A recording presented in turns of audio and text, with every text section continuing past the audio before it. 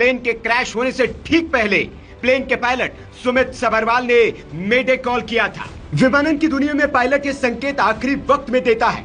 इसका मतलब होता है कि मेरी मदद करो। जब पायलट को यह लग जाता है कि अब हालात उसके हाथ में नहीं है, काबू से बाहर हो चुके हैं, तब वो मेडे संकेत जारी करता है।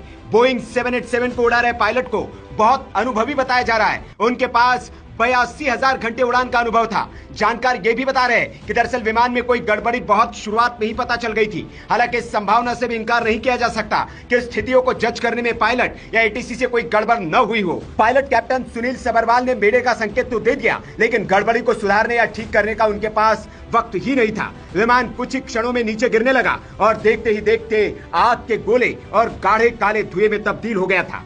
जानकार बता रहे कि इस तरह की कोई गड़बड़ बहुत ऊंचाई पर होती है तो पायलट को सोचकर कुछ करने का वक्त भी मिलता है, लेकिन जाहिर है कि पायलट ने उड़ते ही मेडे का संकेत दिया, यानी उसी समय उसे लग गया था यह हालात उसके कंट्रोल में नहीं है। मेडे शब्द फ्रेंच के मैडर यानी कि मेरी मदद करो शब्द से लिया गया है। 1927 में वॉशिंगटन के इंटरनेशनल रेडियो टेलीग्राफ कन्वेंशन में इसे आधिकारिक आपातकालीन कॉल बनाया गया। पायलट इसे 3 बार दोहराते हैं, मेडे मेडे मेडे, ताकि एटीसी इसे तुरंत समझ ले और बाकी रेडियो संदेशों के बीच ये साफ सुनाई दे। ये कॉल इंजन फेल, आग, दबाव में कमी या किसी ऐसी स्थिति में दी जाती है जहां तुरंत मदद की जरूरत होती है। जानकारी ये भी मिल रही कि अहमदाबाद हादसे में पायलट ने टेक ऑफ के 2 मिनट बाद ही मेडे कॉल दिया था। उस वक्त विमान सिर्फ 625 फीट की ऊंचाई पर था। इससे साफ है कि पायलट को तुरंत किसी गंभीर समस्या का एहसास हो गया था।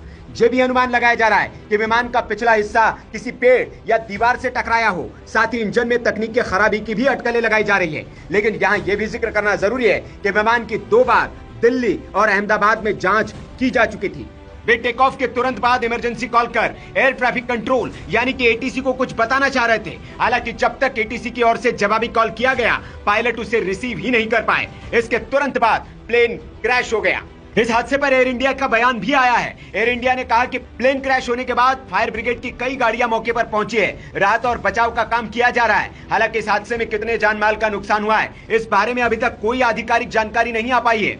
एयर इंडिया ने सोशल मीडिया हैंडल एक्स पर कहा है कि फ्लाइट AI-171 अहमदाबाद से लंदन गैटविक जा रही थी। 12 जून को दुर्घटना का शिकार हुई है। अभी हम विवरण की जांच कर रहे हैं और इस मामले में अपने सोशल मीडिया प्लेटफॉर्म एक्स और एयर इंडिया के वेबसाइट पर ज्यादा जानकारी साझा करेंगे। आपको बता दें कि बोइंग कंपनी के विमान पहले भी कई दुर्घटनाओं में शामिल रहे हैं। सबसे हालिया दुर्घटना दक्षिण कोरिया के जेजू एयर की उड़ान है, जो दिसंबर 2024 के आखिरी में दुर्घटनाग्रस्त हो गई थी। आंकड़ों के मुताबिक विमान लैंडिंग का प्रयास करते समय दुर्घटनाग्रस्त हो गया था और इसमें 189 लोगों की जान चली गई थी। ये विमान भी बोइंग 737-800 था और अहमदाबाद में जो विमान क्रैश हुआ है वो भी बोइंग 787-8 ड्रीमलाइनर प्लेन था। इस खबर के बाद अब बोइंग के शेयर प्री मार्केट ट्रेडिंग में 6% तक से अधिक तक फिसल गए हैं। दोपहर 3:30 बजे तक बोइंग के शेयर प्री मार्केट में 6.42% की गिरावट के साथ $196.51 पर थे।